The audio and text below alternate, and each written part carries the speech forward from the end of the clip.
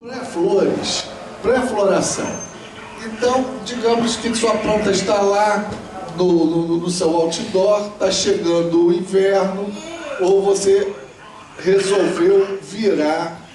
No outdoor é que é bom que você consegue ver o sexo, digamos assim. Antes de entrar na floração, a forma de se ver o sexo da planta é através das pré-flores.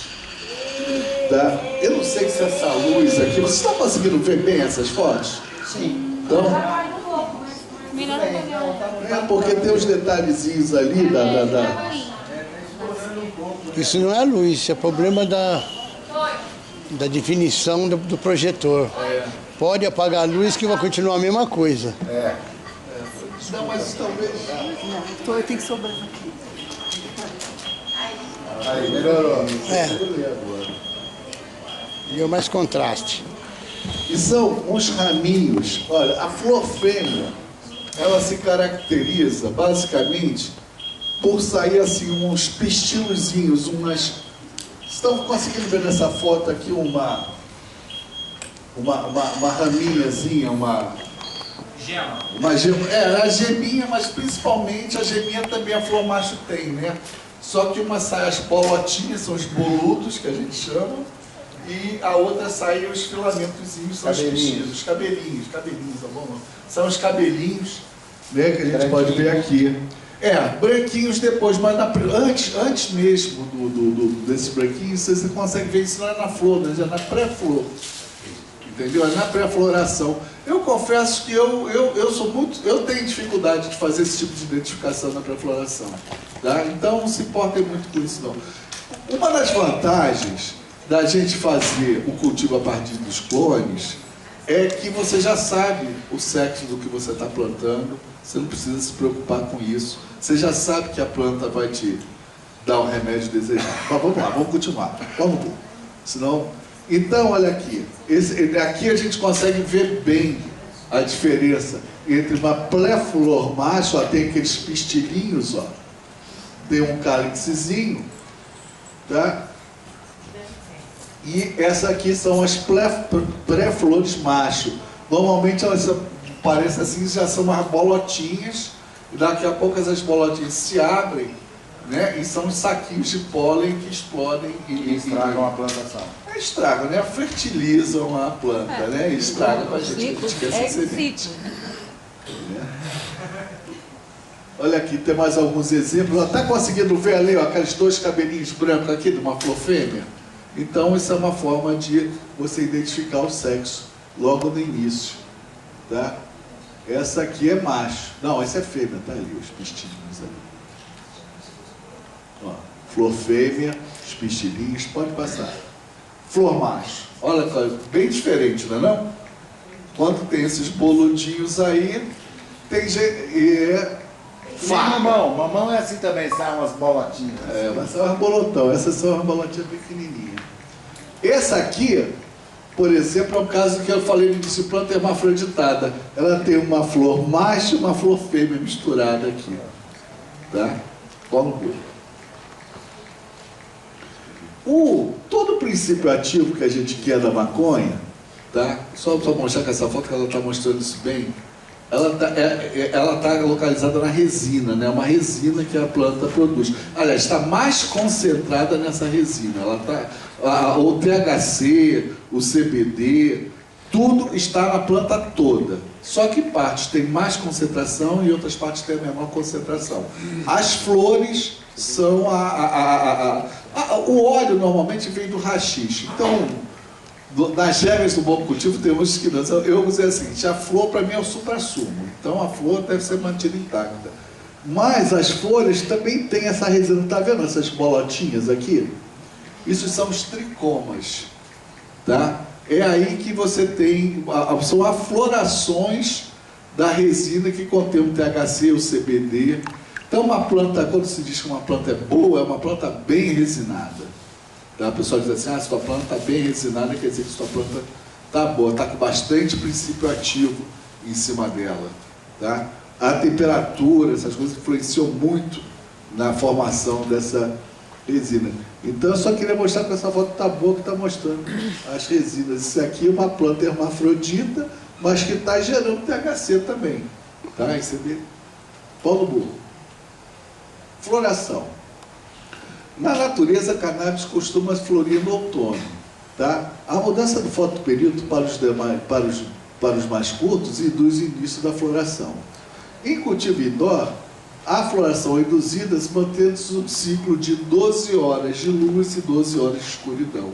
Tá? Aí você induz a planta a entrar em estado de floração. No indoor, tem pessoas que costumam contar o tempo de floração a partir do aparecimento daqueles primeiros pistilos. E outras que costumam contar o tempo de floração a partir do quando ele começou a botar o 12 por 12, que é mais fácil de controlar. Né? Eu, normalmente, quando eu mudo o fluxo de luz, pode ir. Tá? Floração. Fase de formação das flores e sementes. Oi, amor. Pode falar. Vamos lá. Necessita de 12 horas de escuridão.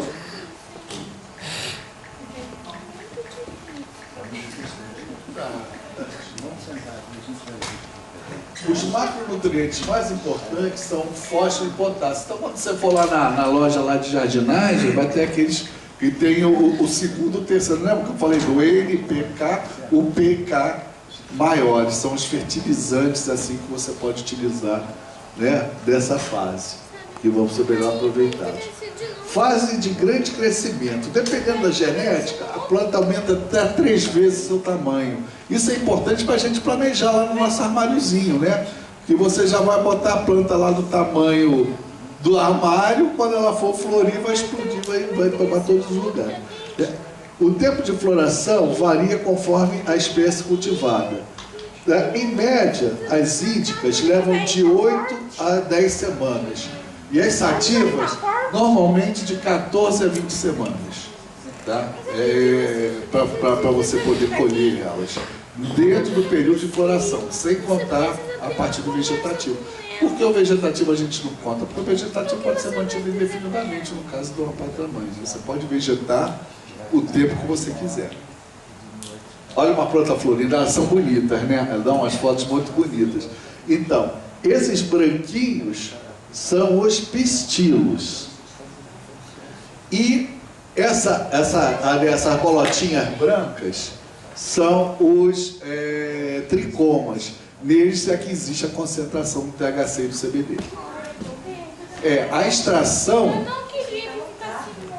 galera.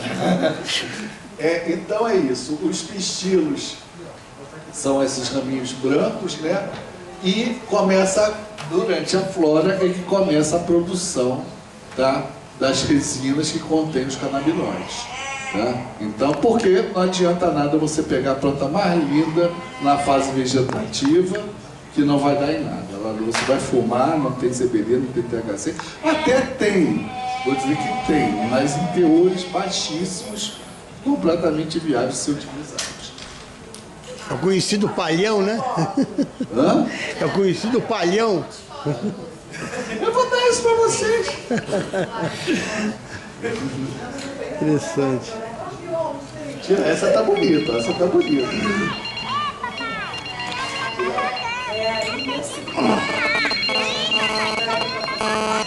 Exatamente. Quando você vai chegar com as 6 semanas, como é que a gente sabe que uma planta está pronta? Isso aqui são os tricomas. Eu tô filmando. Uma coisa é a gente usar aqui dentro. Uma lente. Tô Olha filmando. aqui no tricoma que eu vou explicar um pouquinho do tricoma.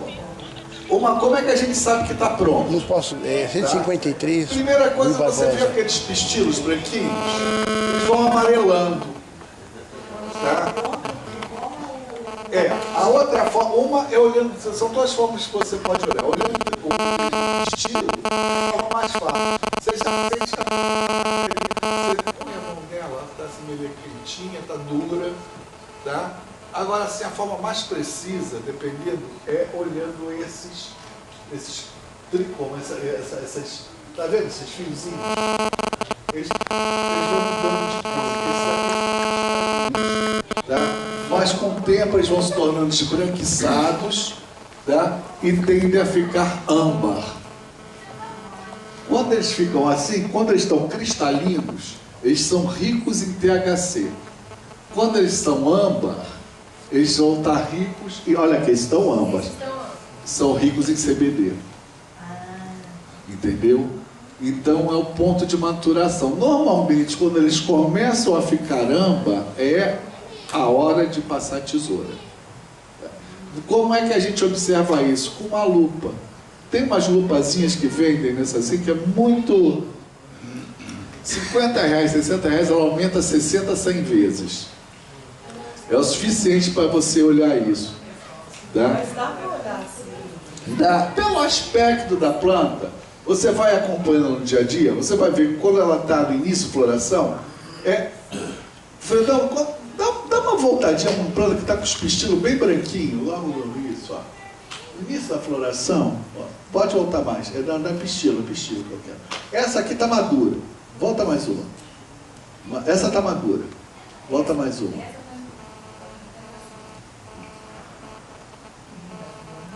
Está madura essa. Mais uma. Mas aquela não está totalmente. É essa aqui. Essa está bem no início da floração. Então, você viu que os pistilos dela estão bem branquinhos, novinhos. A tendência. Não, isso é o pistilo. Lembra que eu falei? Aquele do THC, está vendo essa bolotinha? Ele chegou e botou no microscópio para você ver ela. Então, a forma mais fácil é olhar. São duas palavras, pistilos e tricomas. Pistilo é o branquinho, o tricoma é aquela cerinha ali, que parece também um pontinho. Você pode olhar o pistilo, ficar amarelinho, ou se você pegar uma lupinha, pode olhar o tricoma também, ficando âmbar. Aí é do gosto de cada um. Você está com a planta já com o negócio amarelinho, mas você está olhando, o tricoma já está clarinho, você pode deixar mais tempo. Tá? Agora o pessoal que gosta de THC não, já quer pegar o tricoma bem cristalino. Então essa é a hora de colher. Essa é a hora, não, essa é a hora, essa não. Mas acho que ainda não, Eu esperaria pelo menos os pistilos amarelarem. Tá? Os cabelinhos. Essa ainda está novinha ainda, né? Passa, pode ir na adiantadora no monte aí. Essa aqui, ó, você vê, essa está numa fase intermediária. Você está vendo que tem uns pistilos ainda, mas a maioria já amarelou. Então eu estou no meio ainda não é hora de colher. Essa já está bem na hora de colher, porque a maioria deles já estão amarelinhos, sem olhar os tricomas, tá? Só olhando os pistilos, só planta no aspecto geral dela. Isso. Essa aqui, se eu estou analisando os tricomas, por exemplo, se eu quero uma planta rica, já amarelaram os pistilos. Aí eu tenho um microscópio, eu tenho uma lupazinha e começo a olhar eles. Olha, esse aqui está no ponto de eu colher se eu quero THC. Tá? Anda um pouquinho mais para frente. Ó, esse está ótimo para THC, está clarinho. Essa aqui já está boa para CBD. Aí você sentiu que ele amarelou, tá? Eu sei que é muito detalhe, o pessoal estava falando, não é muito detalhe, mas a gente tem que mostrar as coisas, porque eu vou passar essa referência para vocês, e vocês também vão pesquisar e vão encontrar, porque isso aqui é uma raiz para vocês estudarem, pesquisarem, e tem muita informação na internet, além da que a gente vai fornecer.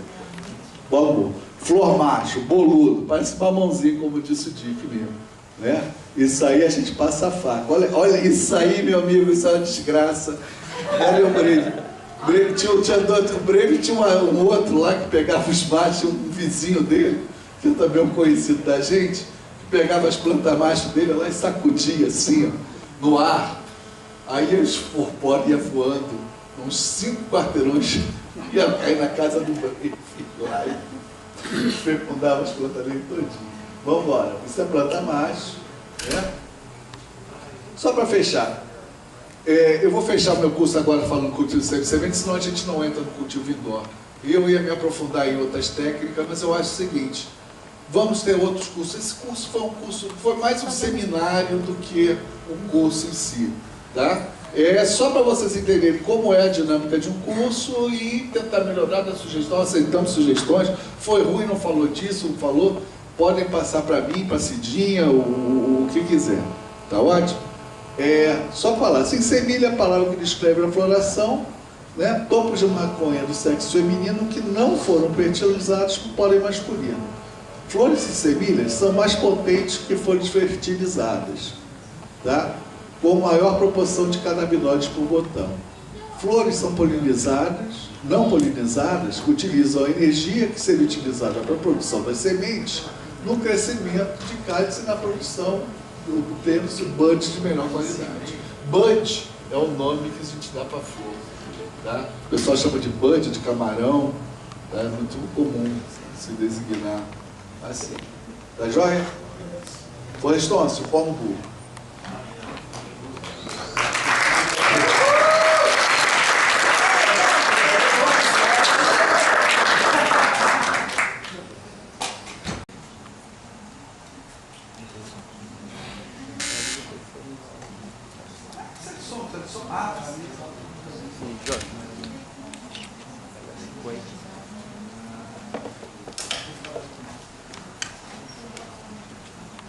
Às vezes, de quando eu comecei a cultivar para o que está acontecendo hoje a gente está falando sobre, ensinando a cultivar maconha num teatro, né, grande como esse aqui em São Paulo. Então, é surpreendente o que está acontecendo em tão pouco tempo, né? Apesar da gente não ter conseguido nossos objetivos ainda, né, é um avanço enorme o que a gente já conseguiu.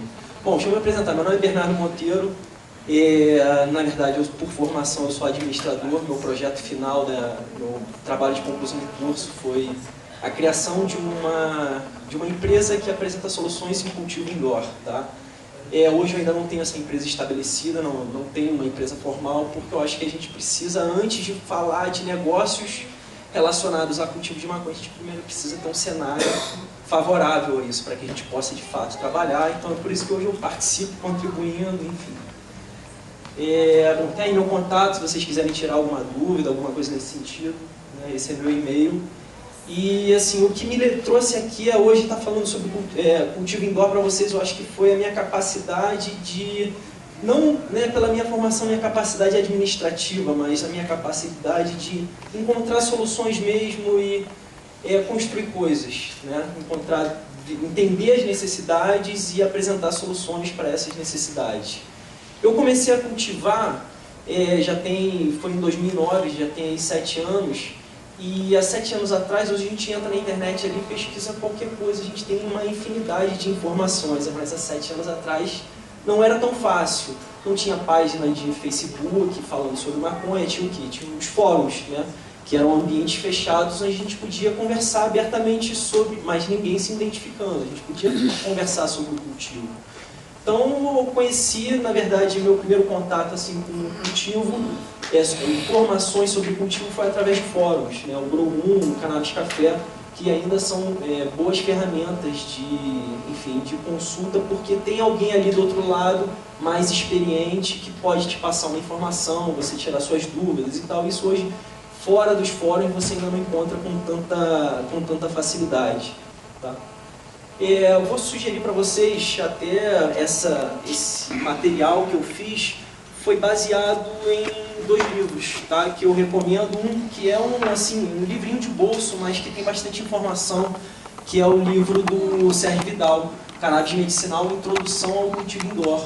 Tá? Esse é bom para início, né? Para você começar a entender, saber exatamente do que se trata. E tem a Bíblia, né, do Jorge Cervantes. O Jorge Cervantes é um grower aí, enfim, famoso mundialmente. Esse livro não tem tradução em português ainda, tem só em inglês e espanhol. Mas é um livro, né, tem muito conteúdo. A Bíblia do Cultivo de la Marihuana, do Jorge Cervantes. Então é uma boa fonte de consulta também. Pode passar aí, por favor. Então, assim, basicamente, o que é cultivo indoor? Sistema de cultivo praticado em ambientes internos, onde equipamentos elétricos simulam artificialmente as condições ideais para o desenvolvimento das plantas. Então, o que eu estou apresentando para vocês aqui? Na verdade, eu estou apresentando para vocês uma opção. Tá?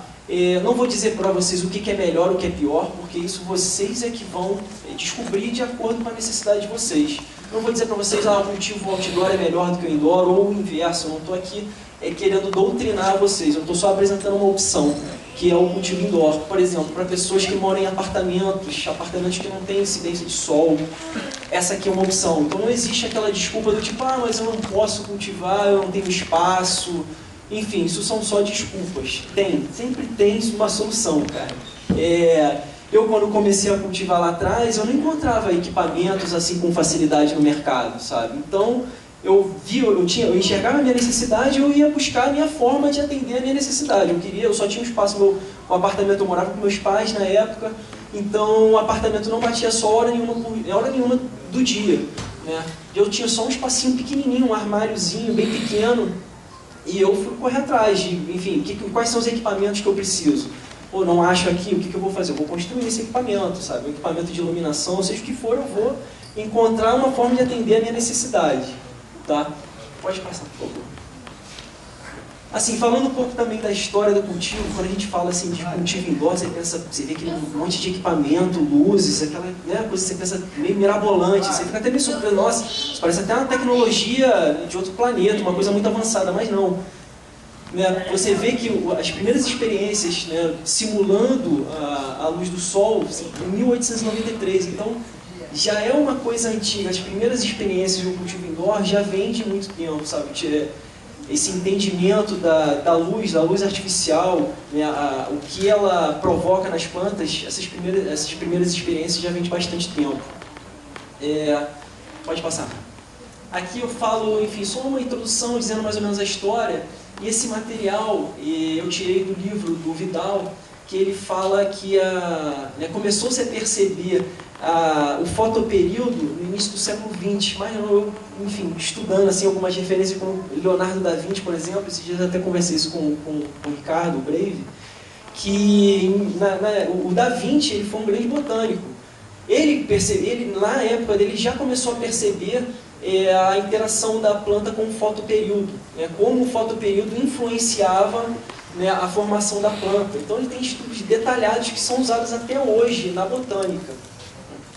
Pode passar. Por que cultivar indoor? Como eu falei, não existe melhor nem pior. Cada um, o outdoor tem suas vantagens e suas desvantagens, e o indoor também tem suas vantagens e suas desvantagens. Uma vantagem muito grande que eu acho que isso é um consenso, é o controle de praga. Para vocês, principalmente que estão fazendo remédio, é importantíssimo o controle de praga natural. Não adicionar remédio, veneno, pesticida ou qualquer coisa, porque aquilo que você está aplicando na planta vai para o produto final, fato.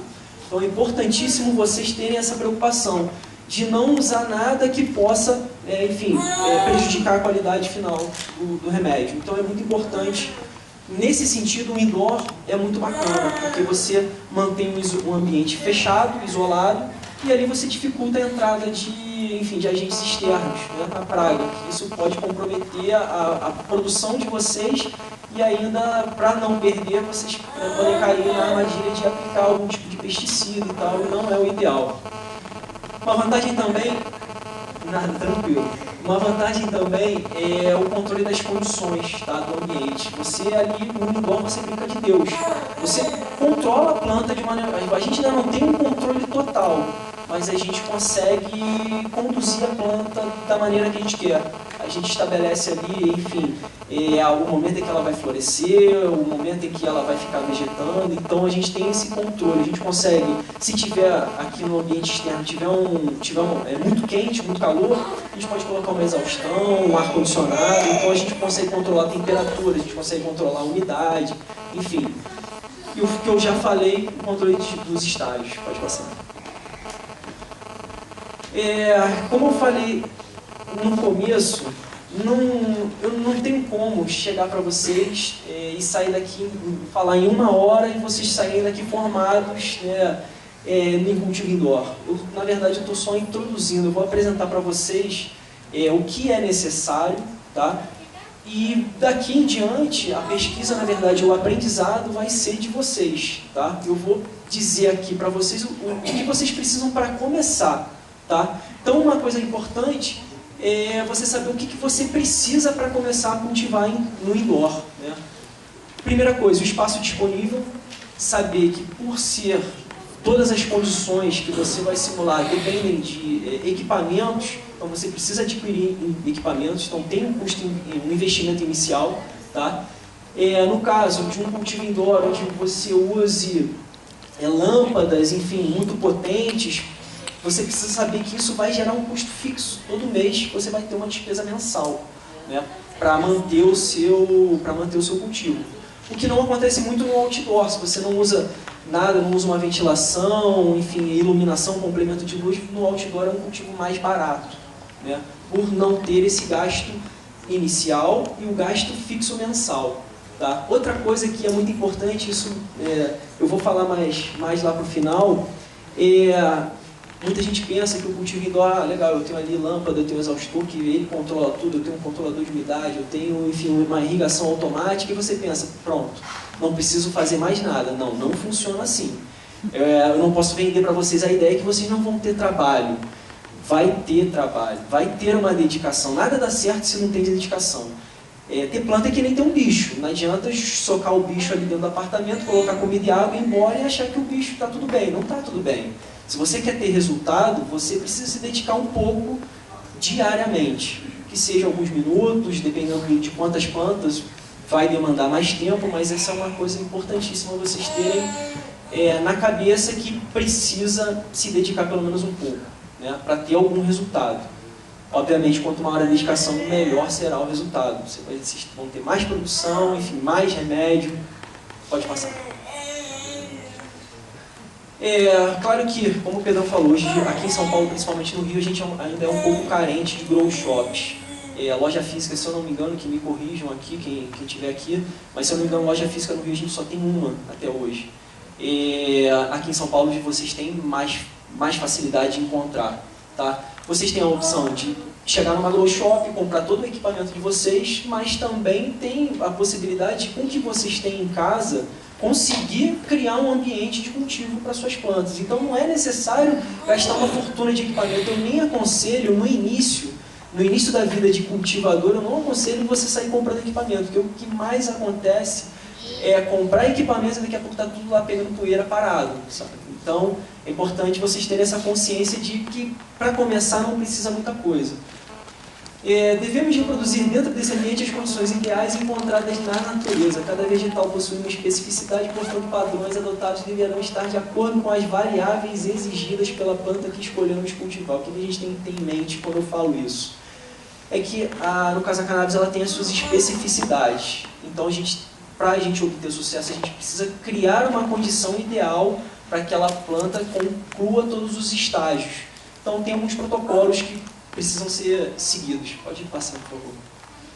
A escolha do local. Esse é um aspecto importante, né, para que você tenha um bom funcionamento do ambiente de cultivo. Quando você vai, vou começar a cultivar, você tem lá no seu apartamento ou na sua casa, enfim, qual espaço eu vou usar para cultivar? Você tem algumas coisas que você precisa atender, não dá para ser em qualquer lugar. A primeira coisa, circulação de ar, isso é importantíssimo. Se for um quarto, se for um armário, o que quer que seja, tem que ter circulação de ar. Você não pode ter um ambiente completamente fechado, né? Porque os equipamentos usados, as lâmpadas utilizadas, mesmo que seja um painel de LED, deixa eu até ligar aqui para vocês terem uma ideia. Isso aqui é um painel de LED. Apesar do painel de LED não esquentar muito, ele produz calor. Então, se for um ambiente completamente fechado, vai virar na verdade um forno, não uma estufa de cultivo. Eu já ligo aqui, tá tranquilo. Não passa não. Valeu.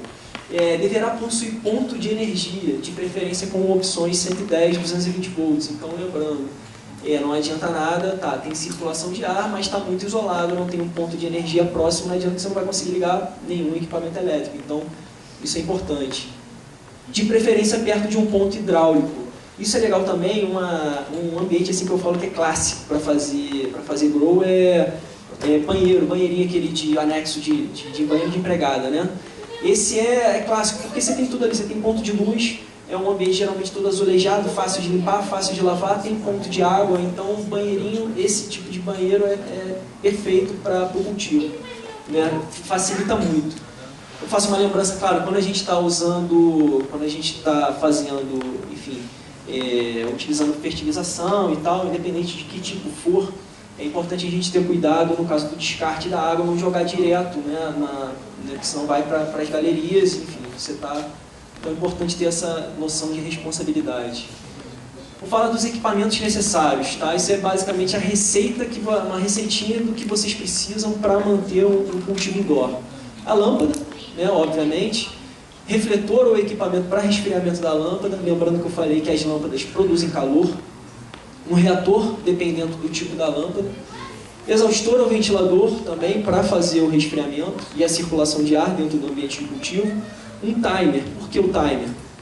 O timer é o que é fundamental. O timer é o que vai controlar ali o equipamento. As plantas precisam ter um horário em que a lâmpada liga e que a lâmpada desliga. Para você não ficar ali todo dia ligando e desligando a lâmpada, você, né, adquire um timer e aí a lâmpada ou o equipamento que seja vai ser controlado por aquele timer. Então isso te dá um pouco mais de liberdade. Um termohigrômetro, transformador, caso precise transformar de 110 para 220, tem alguns equipamentos que utilizam 110 e outros 220. Então é importante, caso vocês não tenham 220 na casa de vocês, tenham só 110, precisa de um transformador, né, é necessário, ou vice-versa. Né? Pode passar, por favor. Termohigrômetro, eu vou explicar ali mais na frente o que é exatamente. Mas isso é um dos equipamentos para, não controle, mas para aferir. Né? Tem alguns equipamentos que você mede temperatura, umidade. Assim, você não controla com esse equipamento a temperatura e a umidade, mas você afere. Tipos de equipamentos, tipos de lâmpadas utilizadas. Vocês têm uma série de opções, tá? Cada um vai descobrir para si o que é melhor. Então, dentro do universo grower, dentro do universo do cultivo, tem uma série de debates de o que é mais eficiente, o que tem mais potência, o que é melhor. A verdade é que tem um ideal e tem um mais próximo do ideal que a gente pode atingir, né? O que é esse mais próximo do ideal que a gente pode atingir? É aquilo que a gente pode fazer. Né? Se no nosso ambiente não cabe uma lâmpada super potente, etc., por conta de calor, legal, você vai começar com a sua lâmpada, aquela lâmpada às vezes até mesmo fluorescente, sabe? Você não vai ter o mesmo resultado, mas você vai conseguir ter produção, tá? Então, as lâmpadas mais comuns, tá? Fluorescente, vapor metálico, HQI, vapor de sódio, HPS e o LED. Essas lâmpadas de vapor, elas são essas lâmpadas de poste de rua. Recentemente, eles fizeram pelo menos lá no Rio de Janeiro, não reparei agora aqui em São Paulo, mas as lâmpadas utilizadas em poste eram as HQI, que era uma lâmpada mais clara. A gente fala, quando mais clara, a gente diz temperatura de cor mais fria. É uma lâmpada mais esbranquiçada. E aí eles trocaram por lâmpada de vapor de sódio, que é uma lâmpada amarelada. Eles trocaram porque a lâmpada de vapor de sódio emite mais lumens, é mais, em tese, mais forte, né? Então, por isso eles fizeram essa troca. A temperatura, como eu falei, essa lâmpada, por exemplo, daqui eu não consigo ver, mas aparentemente é uma lâmpada de vapor de sódio, essa amarela aqui. Quando a gente fala de cor, na verdade a gente fala de temperatura de cor, são lâmpadas mais frias e lâmpadas mais quentes. Quando a gente fala de lâmpadas mais frias ou mais quentes, não quer dizer que a lâmpada esquenta. Na verdade a gente está falando da temperatura da cor, e a unidade medida é Kelvin. Para o vegetativo, o ideal é acima de 5.000 kelvins. Quando você for comprar uma lâmpada pensando, eu vou comprar uma lâmpada pro vegetativo, você tem que ter em mente que você precisa de uma lâmpada de temperatura de cor mais fria. Então você sabe que ali nas informações da lâmpada você precisa comprar uma lâmpada acima de 5.000 kelvins. Ideal 6.500. Então 6.500, por exemplo, são essas lâmpadas fluorescentes compactas. Então é bem fácil achar. Para fora você precisa de uma temperatura de cor mais quente, tá? Então, quando for comprar a lâmpada também, você tem que saber o que comprar. Então, até 3.500 kelvins, ideal 2.700. Tá? A intensidade da luz se mede em lumens, né? Essa é a unidade medida, e a potência da lâmpada se mede em watts. Quanto, assim, fazendo uma relação direta, quanto mais watts, mais lumens. Tá? Então a gente tem que procurar fornecer mais lumens. Quanto mais lumens, mais as plantas produzem, mais crescem, mais dão flor, enfim, mais resina, mais remédio. Claro? Então a estufa precisa ter duas lâmpadas diferentes. Sim, em tese, sim. O ideal, sim. Você pode ter dois ambientes, tá? Ter um ambiente já um ambiente para o vegetativo e um ambiente para a flora. Ou não, você pode trocar. Quando a partir do momento que você quiser trocar, botar a planta para florir, você vai lá, troca a lâmpada e troca o fotoperíodo, troca o tempo de luz. Tá? Pode passar, por favor. Essa aí é que eu falei, a lâmpada fluorescente, você vê, essa aí vem em qualquer casa de material elétrico, a gente acha, a fluorescente compacta e a fluorescente tubular. Pode passar. Essas são as lâmpadas de vapor que eu falei. A da esquerda é vapor de sódio, que é amarelada, e a da direita é HQI, que é mais esbranquiçada. Esse é o painel de LED. Deixa eu ligar aqui rapidinho, só para vocês terem uma ideia. Tem uma discussão grande dentro do universo do cultivo, que é se LED funciona ou se não funciona. O fato é, funciona no sentido de que você consegue colher. Bom, isso é indiscutível. Agora, com relação à produção, muita gente crítica quanto ao LED, dizendo que o LED não produz, enfim, a colheita não é farta. Pelo sim, pelo não, é possível cultivar com LED, tá? Ele tem uma vantagem que ele esfria menos, então você esquenta menos, então você precisa de menos exaustão, então ele tem teoricamente tem uma eficiência energética melhor, tá? Vou ligar aqui rapidinho para vocês, né? Só um instantinho.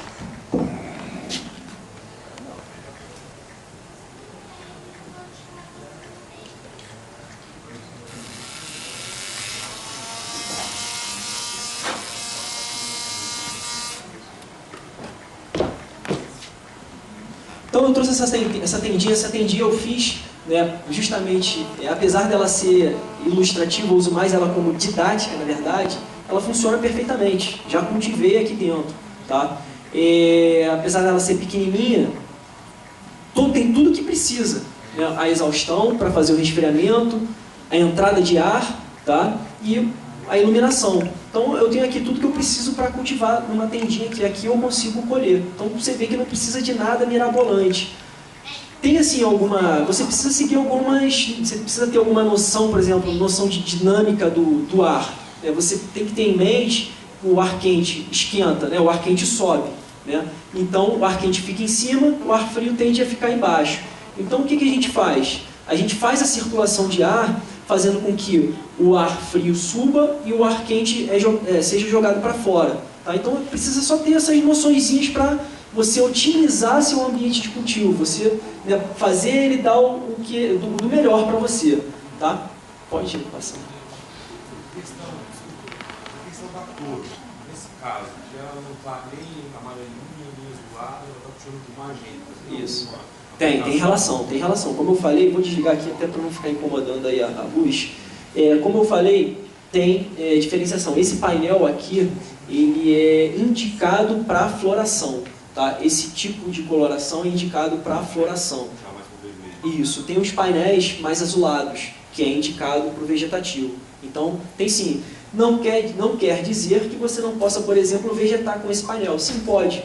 Mas ele não é indicado para floração, ele não é indicado para o vegetativo, e sim floração.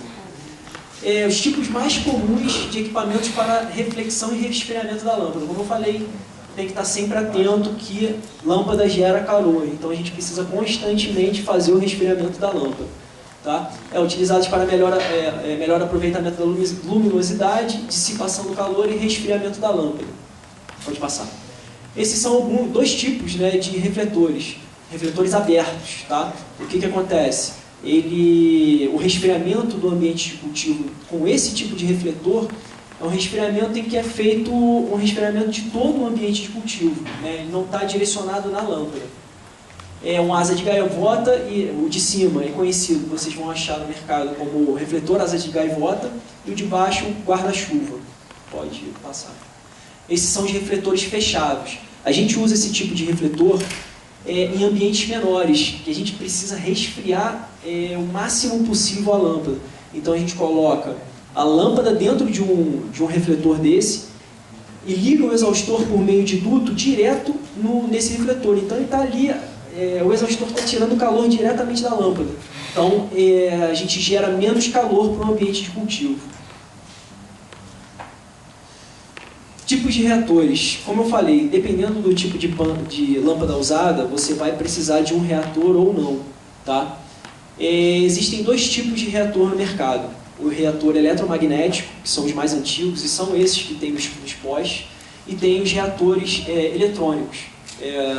Claro que cada um, né, tem sua vantagem e sua desvantagem.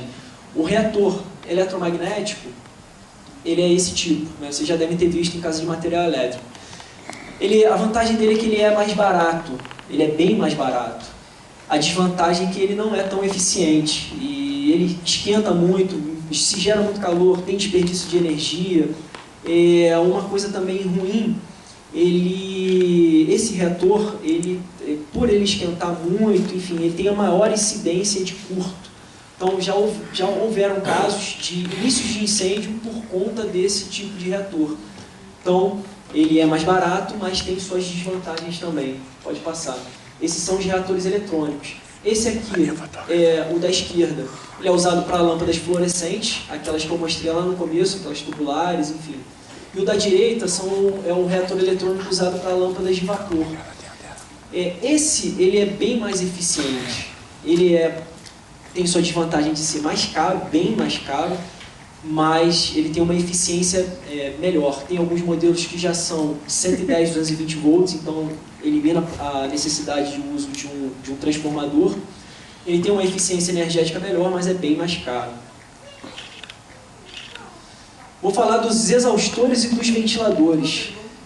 Como eu falei, o exaustor e o ventilador é usado para fazer o resfriamento da lâmpada e a circulação de ar para as plantas. A circulação de ar é imprescindível também. A planta precisa de ar novo, né? Precisa ter essa troca constante de ar. Esses são dois tipos, né, mais comuns também usados no cultivo. É o axial e o tubular. O axial ele é bom para fazer circulação de ar, tá? O tubular é bom para fazer o resfriamento direto da lâmpada e também a circulação de ar. Com a vantagem do que o tubular você consegue colocar ele em dutos, tá? Ele tem mais vazão, ele tem mais potência, ele consegue empurrar o ar por distâncias mais longas. O axial não, você não consegue usar ele em duto, ele não tem potência, ele não tem não tem pressão. Então o ideal se você precisa tirar o ar de um ambiente e levar esse ar quente, por exemplo, para outro ambiente, o ideal é você usar um tubular e utilizar dutos. Pode passar. Os timers, como eu falei, é usado para fazer o controle dos equipamentos, né? Ele te deixa mais livre, você não precisa ficar acionando ali, ligando e desligando naquele horário. Então você programa e o timer vai trabalhar por você. Tem dois tipos no mercado, os analógicos e os digitais. Obviamente, vantagens e desvantagens. O analógico ele é mais barato, tá? Só que a programação dele, você não consegue programar com tanta precisão. Hoje tem timer digital que você consegue programar até o segundo. Então isso é legal para você, por exemplo, fazer uma rega automática, né? Você precisa que acione uma bomba de rega 30 segundos. Então o ideal é você usar um timer digital. Embora digam que há mais risco de pane no digital. Então, talvez o analógico, ele talvez não seja tão preciso, mas seja mais estável. Esse é o termigrômetro, Pedro, que você perguntou. Então, ele está medindo temperatura e umidade. É importante a gente saber manter o ambiente controlado, tanto em temperatura quanto umidade. O transformador, se você tiver necessidade de fazer a transformação de 110 para 220, dependendo do tipo de equipamento que você tem em casa e da tensão que chega na sua casa. Então, talvez você precise usar um transformador. Pode passar. Exemplos de ambiente de cultivo. Isso, por exemplo, é um armário de cultivo, né? Como eu estava falando com o Pedro, você pode, por exemplo, criar dois ambientes de cultivo. Você tem um ambiente só para o vegetativo e um ambiente só para a flora. Isso é legal porque otimiza, você mantém um fluxo constante de produção. Você tira, enfim, enquanto você está colhendo uma, as outras já estão crescendo para ir para a flora em seguida. Então é legal ter isso porque você consegue manter um fluxo constante. Se você tiver só um ambiente, no momento em que você decide florescer as plantas, você precisa trocar a lâmpada, precisa trocar o fotoperíodo, enfim. E aí você tem uma interrupção. Você vai agora só volta a ter plantas vegetando de novo depois que você desliga a sua flora. Então facilita muito e otimiza. Facilita não porque, obviamente, ter dois ambientes dá mais trabalho, mas otimiza a sua produção. Pode passar. Esse é um outro ambiente de cultivo, tipo armário também, só que mais completo. Aí você vê, tem quatro ambientes de cultivo. Tem um ambiente só para clones, né, clones enraizando, um ambiente para, a partir do momento em que criou raiz, você coloca ele vegetando, e tem um ambiente das mães. Né? Aqui você quer perpetuar uma genética, digamos, vocês que vão usar como remédio para os filhos.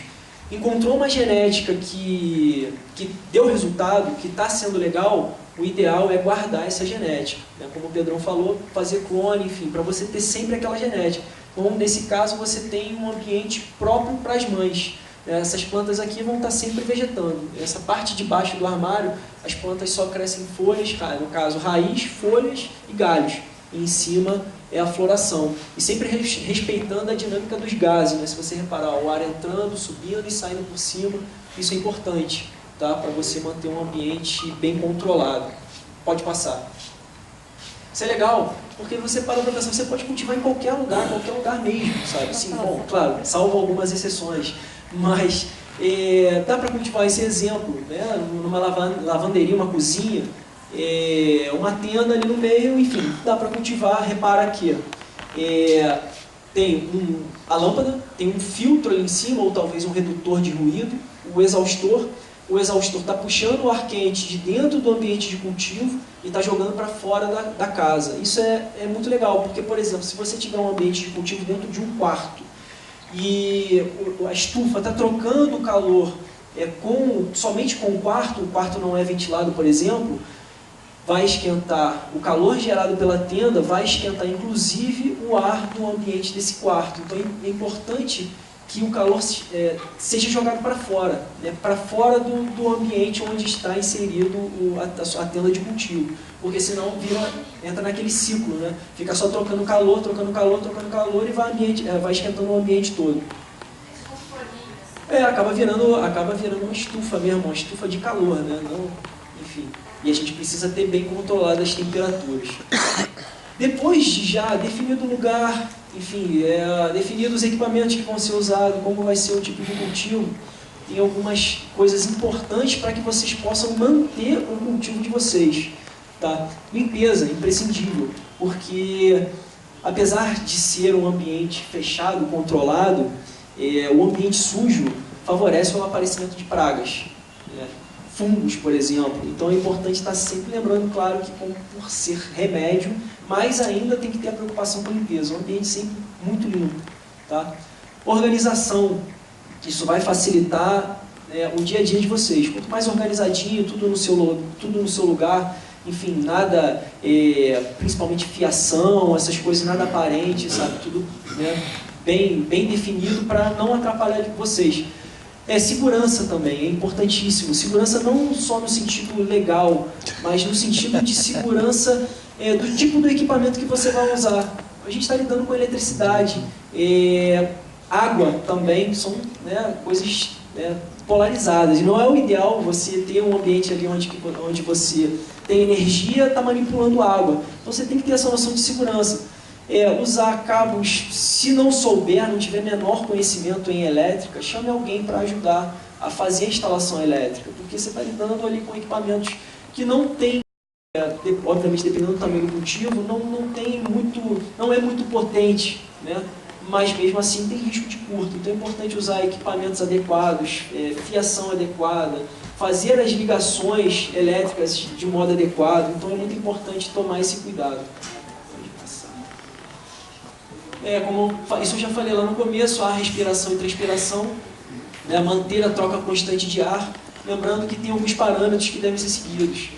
Umidade ideal, por volta de 60%. Então, é importante estar atento na umidade. Quanto mais umidade, maior a incidência de fungo.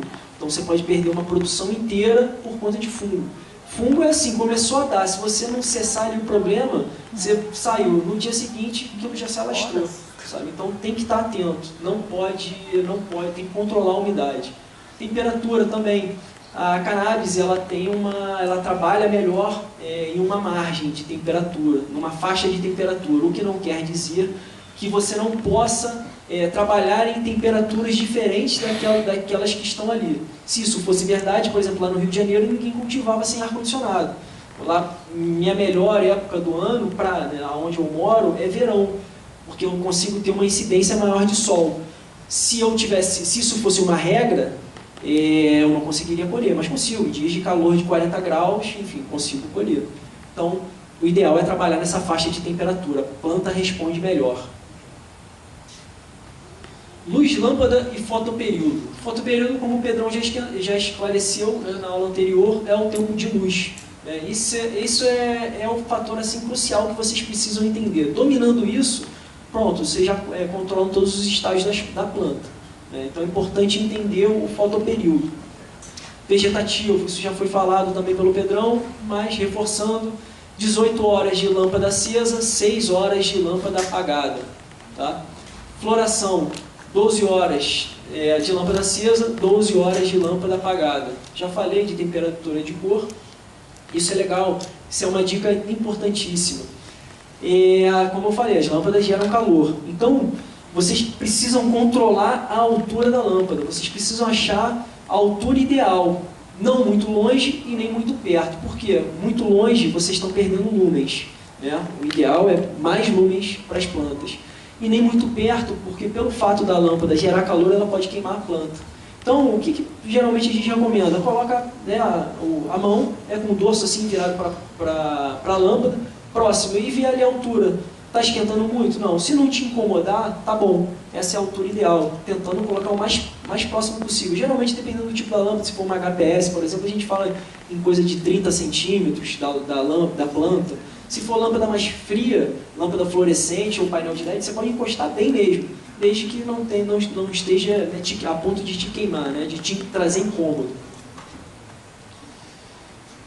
Isso é uma coisa importante também, isso é uma visão que eu procuro passar, que a gente tem que tomar determinados cuidados, né? E a partir do momento que a gente lida todo dia com aquilo, aquilo impacta em nós. Então, digamos, mesma coisa, se eu cultivar no outdoor, todo dia estiver ali na lavoura, enfim, tomando sol direto, você está propenso a ter câncer de pele, por exemplo, você está exposto ao sol. Com as lâmpadas é a mesma coisa, as lâmpadas também emitem raios que são nocivos a nós, né? Raios ultravioletas, enfim, que prejudicam a nossa pele e também os nossos olhos. Então, já aconteceu muitas vezes de eu estar, por exemplo, sem, né, um óculos, né, trabalhando ali no grow e sair do ambiente de cultivo e sentir dor na vista, né? Porque incomoda mesmo, as lâmpadas são muito fortes e geralmente numa tonalidade, no caso, por exemplo, o painel do LED, é uma tonalidade que incomoda. A HPS também, por exemplo. Então é importante a gente enfim, tomar cuidado com a nossa segurança, por ser algo diário, né?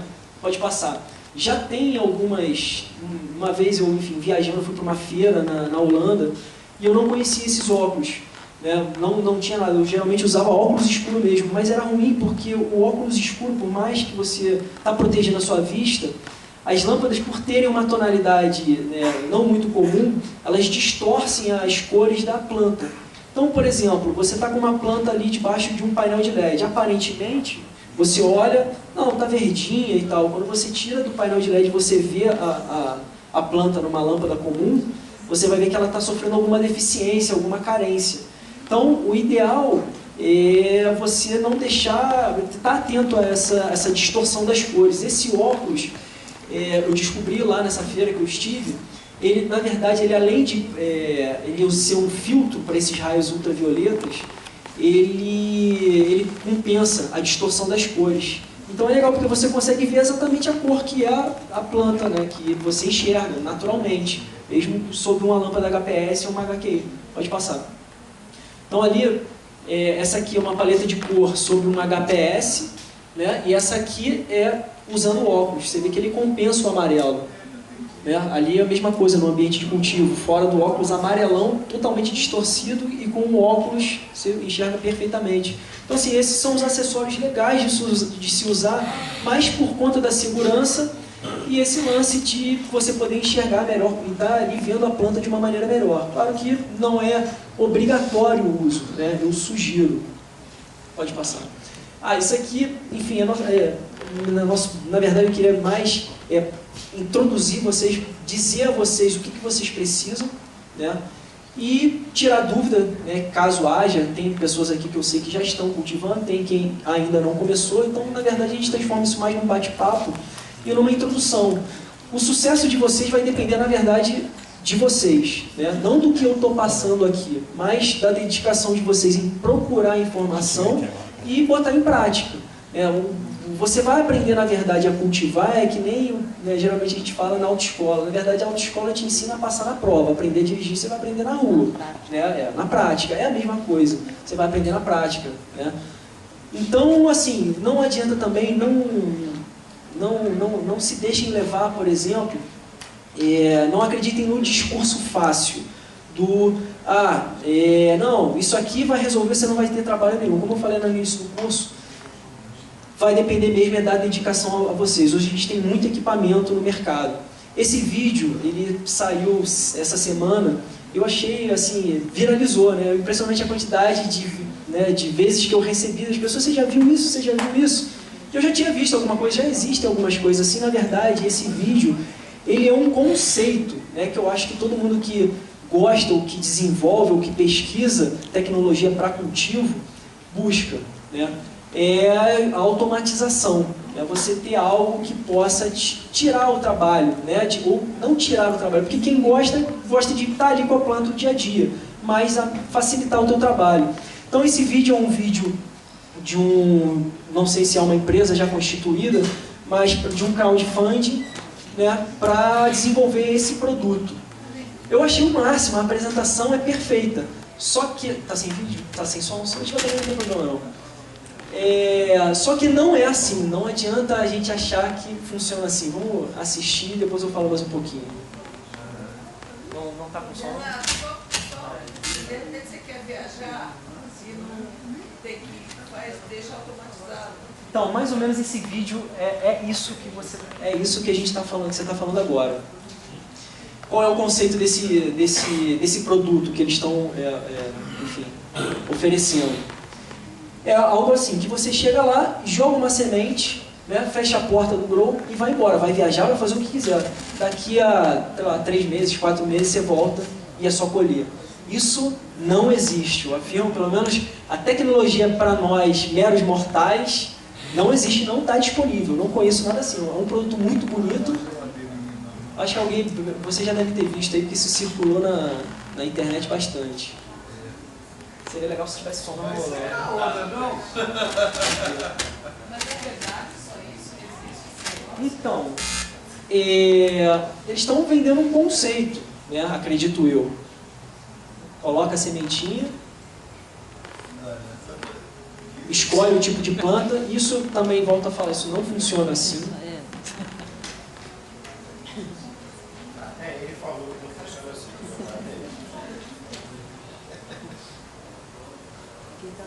Tá lá viajando.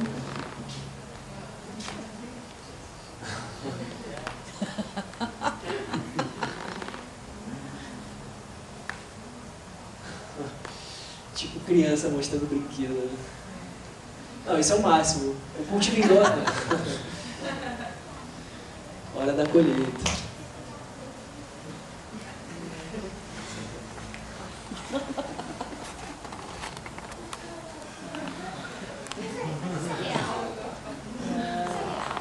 Então, a ideia deles é oferecer esse produto, pelo que eu entendi, né, pelo que eu soube, eles estão fazendo um crowdfunding, para desenvolver esse produto.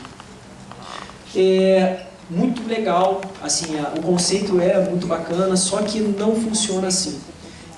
Não adianta a gente achar que não precisa acompanhar, não precisa estar ali diariamente, porque são muitas variáveis, tá? Para a planta chegar no estágio final. Então, qualquer alteração, seja no ambiente, qualquer alteração, você pode levar a chance de você jogar uma semente e viajar, por mais que você tenha um equipamento, enfim. Acabou a luz? Não só isso. Essa é uma das variáveis que pode levar ao fracasso. Sim. Qual variável? Como ela falou, falta de luz, por exemplo. Não só isso, se a temperatura, enfim, externa mudar ou qualquer coisa, ou entrar uma praga aí, qualquer coisa. Dessa maneira, as chances de você colher chega próxima a zero. Assim, não vou dizer zero porque existe a possibilidade de funcionar perfeitamente, mas as chances são próximas a zero. Assim, o que vai definir o sucesso mesmo é o olho do cultivador. Ele está atento ali constantemente a qualquer alteração. Mudou alguma coisa, opa, eu preciso corrigir. Mudou a temperatura, eu preciso corrigir de alguma forma. Reguei de mais, regou de menos. Você precisa compensar. Mas aí você está falando de controle também. Mas aí seria... Controle, na verdade. Sim, é um controle, mas você está atento e você está fazendo o controle. A máquina, por quê?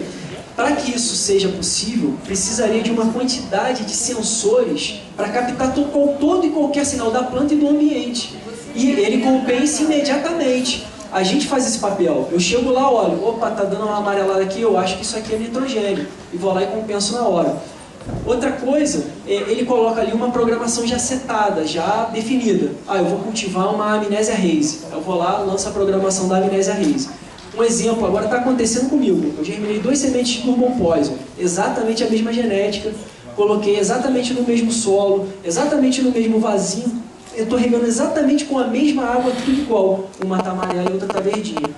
Porque cada uma responde de uma forma, ao ambiente, enfim, a tudo.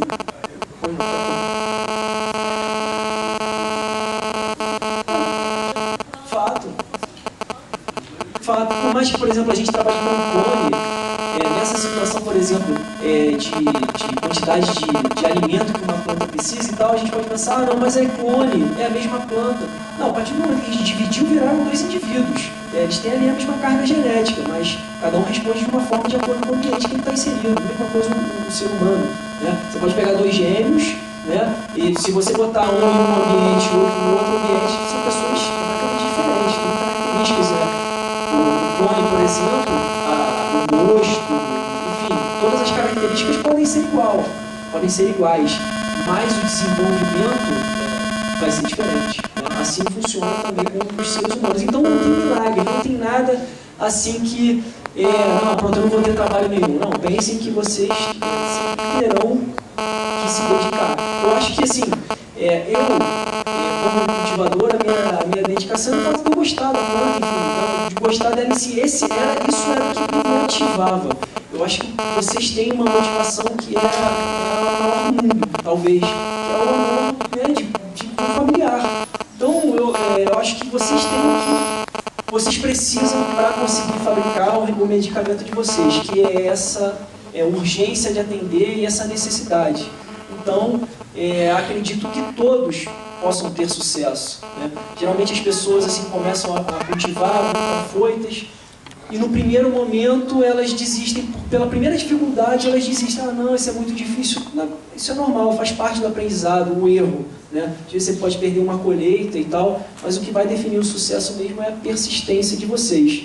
Possível sabe, já vi gente na primeira tentativa colher muito bem, e vi gente também que ao longo do caminho desistiu, porque na verdade não insistiu. Então só depende mesmo de vocês, gente. E encerro aqui as minhas palavras.